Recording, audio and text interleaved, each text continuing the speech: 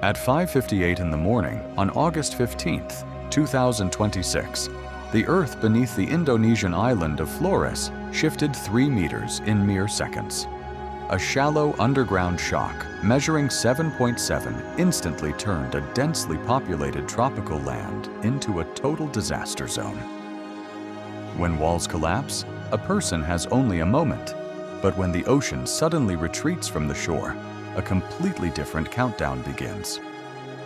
We will head to the very epicenter of the catastrophe to understand why, on an island surrounded by the sea, hundreds of people fled a tsunami straight into the jaws of the mountains, unaware of a deadly trap.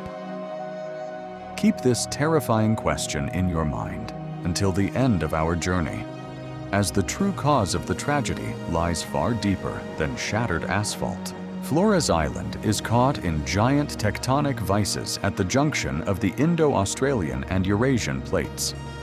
Right off its northern coast lies a treacherous fault zone known to seismologists as the Flores Back-Arc Thrust. On the morning of August 15th, this underground fault released immense energy that had accumulated over many decades. The power of the quake was equivalent to the simultaneous explosion of several dozen atomic bombs.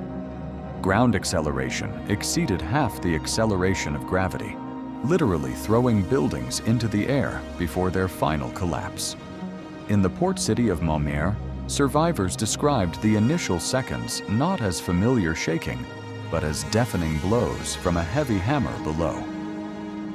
Stone walls of schools, churches, and residential homes collapsed instantly, burying sleeping families beneath them.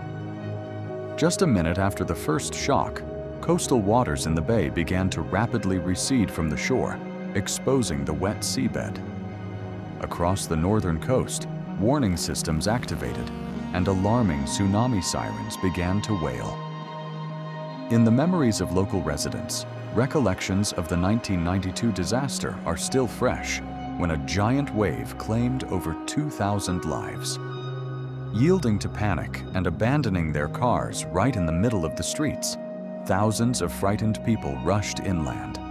They desperately sought salvation on high mountain crags, hoping to take refuge there from the encroaching ocean.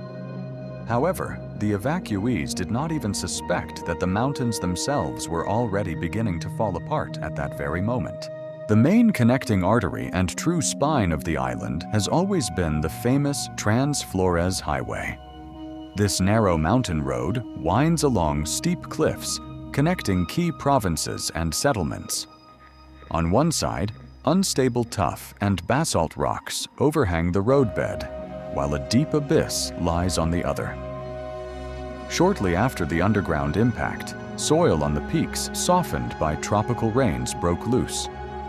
Millions of tons of stone boulders, mud, and uprooted trees collapsed onto the asphalt with a deafening roar.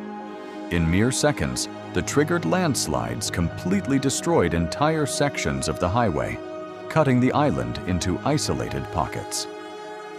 The high mountain district of Nagekeo was completely cut off from the outside world and medical aid. Rockfalls buried dozens of cars and buses that were trying to evacuate people from the danger zone. Heavy rescue equipment could not break through to the victims due to destroyed bridges and continuous debris. Attempts to bring in boats from the sea were blocked by a storm and rough waters. Doctors in improvised hospitals were forced to perform surgeries directly on the ground under the open sky. Under these conditions, the margin of error for any driver was measured by which kilometer the landslide caught them on. The island's only lifeline turned into an impassable obstacle course and an open-air graveyard. When the main seismic shock subsided, the trials for the surviving islanders were only just beginning. The first week following the catastrophe saw over 5,000 continuous aftershocks. A powerful magnitude 6.1 aftershock completely destroyed the buildings that had miraculously survived the initial impact. Over 160,000 people were forced to leave their homes and head to temporary camps in the hills. People were forced to live under pieces of tarpaulin directly on damp earth in pouring tropical rain. The lack of clean drinking water and medical supplies quickly led to outbreaks of dangerous intestinal and respiratory infections. The constant vibration of the ground beneath their feet keeps people in a state of continuous psychological exhaustion. Every new tremor triggers panic among evacuated children and the elderly. Aerial humanitarian aid is delivered with huge delays due to dense cloud cover and dangerous winds. Rescue workers are forced to halt clearing operations hourly due to the risk of new rock slides. Attempts to establish supply lines by sea run into destroyed port infrastructure and damaged piers. The island found itself trapped by its own complex geography and shattered logistics. Thousands of families were left alone with the natural elements among the ruins of their former lives. At the beginning of our story, we asked why people fleeing the sea met their end in the mountains. The key to this chilling drama lies in a tragic collision of two natural elements. Historical memory of the terrible 1992 tsunami worked flawlessly among the local population.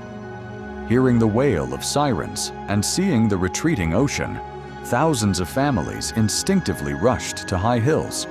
The ocean wave that arrived later indeed rose 5 feet high and flooded coastal fishing huts. However, the water claimed relatively few lives because the coastline had emptied quickly. The real and most deadly blow was delivered by the island's mountain system itself. The shallow earthquake completely stripped stability from mountain slopes already soaked by rains. Colossal landslides covered the exact roads and paths along which people were climbing to safety. The saving heights, which seemed to people like the only reliable shelter, turned into deadly traps. People were caught in a vice. Seawater was advancing from below, while giant rocks were collapsing from above. It was this crushing collapse of the mountains that claimed the greatest number of human lives that morning. Nature used human self-preservation instincts and years of experience against humanity itself. The catastrophe of August 15, 2026, on the island of Flores reminded humanity of the fragility of our world. Danger lies not only where an abyss hangs beneath your feet, but also in our false sense of complete security. The island is gradually recovering as its residents carve out new roads and learn to live anew on earthquake-prone land.